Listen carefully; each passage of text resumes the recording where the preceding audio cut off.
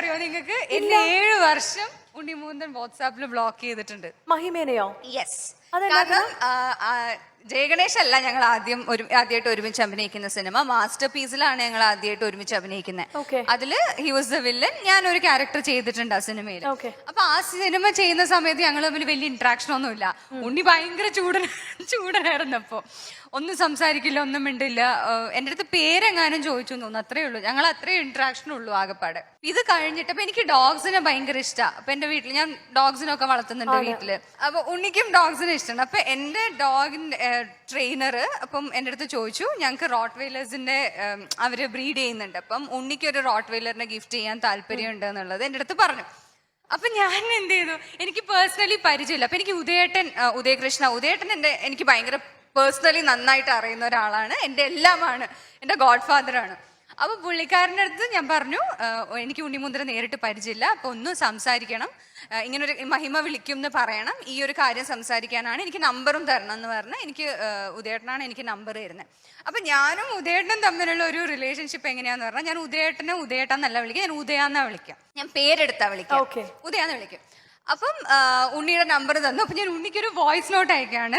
പിന്നെ ഉണ്ണി ഇതുപോലെ എന്നെ ഓർമ്മയുണ്ടാവുമെന്ന് ഞാൻ വിശ്വസിക്കുന്നു, ഇങ്ങനെ ഒരു കാര്യമൊക്കെ ഉണ്ട്. അപ്പൊ ഉദയനാണ് എനിക്ക് നമ്പർ തന്നത്. അപ്പൊ ഉദയൻ പറഞ്ഞു നേരിട്ട്. അപ്പൊ ഞാൻ ഈ പറയുമ്പോൾ 2-3 തവണ ഉദയൻ എന്ന് പറഞ്ഞുകൊണ്ടിരിക്കുക. അപ്പൊ എനിക്ക് കാര്യം പിടികിട്ടണില്ല. ഇത് കഴിഞ്ഞ് പിന്നെ രണ്ടാമത്തെ മെസ്സേജ് അയക്കാൻ നോക്കുമ്പോൾ എന്നെ ബ്ലോക്ക് ചെയ്തിരിക്കുന്നത്, എനിക്ക് അയക്കാൻ പറ്റുന്നില്ല. അത് കഴിഞ്ഞ് ഉദയൻ എന്നെ വിളിച്ചിട്ട് പറഞ്ഞു, പിന്നെ നീ ഉദയാന്ന് പറഞ്ഞു. ഞാൻ പറഞ്ഞു അറിയാതെ പറയുമ്പോ വന്നുപോയി. എന്നിട്ട് ഉദയേട്ടനെ വിളിച്ചിട്ട് പറഞ്ഞു, അവൾ എന്തൊരു അഹങ്കാരിയാണ്, അവൾ ഉദയാന്ന് വിളിക്കുന്നത്, ഇങ്ങനെയാണോ മുതിർന്നവരോട് സംസാരിക്കുന്നവർ? എന്നെ ബ്ലോക്ക് ചെയ്തു. ഞാൻ പിന്നെ അത് മറന്നു. പിന്നെ നോക്കിയപ്പോ നെക്സ്റ്റ് പിന്നെ സംഭവിക്കുന്നത് RDXലെ പുള്ളിക്കാരത്തി ഭയങ്കര ഹിറ്റായി. അപ്പോഴാണ് ബ്ലോക്ക് ലിസ്റ്റ് മാറ്റിയത്. അപ്പൊ പിന്നെ അപ്പോഴുമല്ല, RDX ഒക്കെ ഹിറ്റായി. രഞ്ജിത്ത് സാർ എൻ്റെ അടുത്ത് കഥ പറയാൻ വേണ്ടി കഥയൊക്കെ പറഞ്ഞ് മഹിമയാണ് ചെയ്യുന്നതെന്ന് പുള്ളിക്കാരൻ്റെ അടുത്ത് പറഞ്ഞപ്പോഴാണ് ഇനി അവളെ ഞാൻ എങ്ങനെ ഫേസ് ചെയ്യും. മറ്റേ മെസ്സേജ് ഇട്ട്, hi send me A message coming on board something. അപ്പൊ ഞാൻ അൺബ്ലോക്ക് വന്നു. ദൈവമേ, അന്ന് ബ്ലോക്ക് ചെയ്തതാ. 7 വർഷം ബ്ലോക്ക് ചെയ്ത് വെക്കുക. പീസ് കഴിഞ്ഞപ്പോ തന്നെ ബ്ലോക്ക് ചെയ്താ. യെസ്. അത് കഴിഞ്ഞ് ഇപ്പോഴാണ് ഈ സിനിമയുടെ ഷൂട്ടിന്റെ സമയത്താണ് അൺബ്ലോക്ക് ചെയ്തത്. ഞങ്ങൾ പൂജയുടെ സമയത്ത് ഞാൻ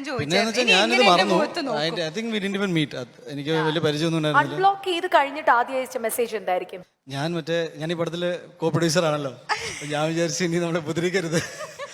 എനിക്ക് വന്ന മെസ്സേജ് RDXന് കൺഗ്രാറ്റ്സ് ഒക്കെ പറഞ്ഞ്, അത് കഴിഞ്ഞിട്ട് എൻ്റെ അടുത്ത് പറഞ്ഞു, we are very happy to have you on board, let's rock this എന്നൊക്കെ. അപ്പൊ ഞാൻ വെച്ചു 7 വർഷം ബ്ലോക്ക് ചെയ്തിട്ട് ഇപ്പൊ ലെറ്റ്സ് റോക്ക് ദിസ് അല്ലേ? അല്ല, അതിന്റെ എന്തെങ്കിലും വ്യക്തി വൈരാഗ്യം നിങ്ങൾ സെറ്റിൽ വെച്ചെല്ലാം തീർത്തോ? ബ്ലോക്ക് ചെയ്തതിന്റെ? ഇല്ല.